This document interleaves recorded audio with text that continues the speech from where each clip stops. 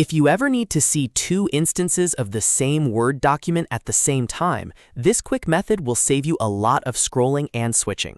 It is especially useful when you want to compare sections, copy information between parts of the same file, or work on one section while keeping another visible.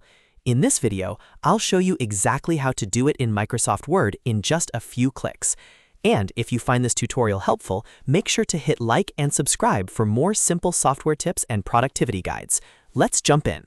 First, open your Word document as usual. Once the file is open, look at the top ribbon and click the View tab. This is where Word keeps the tools for changing how your document is displayed. After that, find the Window group on the ribbon and click New Window. When you do this, Word creates a second instance of the same document. It does not make a copy of your file, so don't worry. You are still working in the same document, just in two separate windows. Now that you have two windows open, the next step is to arrange them so you can see both at once.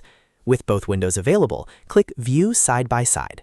Word will instantly place the two document windows next to each other, making it much easier to compare content or move between sections. If needed, you can also resize the windows or scroll independently in each one. This is great when you want to keep one page in view while editing another part of the same document.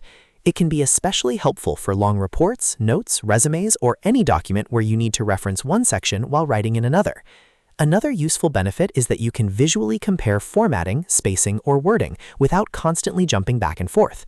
If you want to make the experience even smoother, try using the same zoom level in both windows so the layout stays consistent. You can also switch between them just by clicking in the one you want to work in. When you are finished, simply close one of the windows if you no longer need the side-by-side view. Your document itself stays safe and unchanged unless you choose to save edits. So that's how to see two instances of one Word document using the View tab, New Window, and View Side by Side. It's a simple trick, but it can make editing and reviewing much easier. If this helped, please give the video a like, subscribe to the channel, and stay tuned for more quick Word tutorials and productivity tips.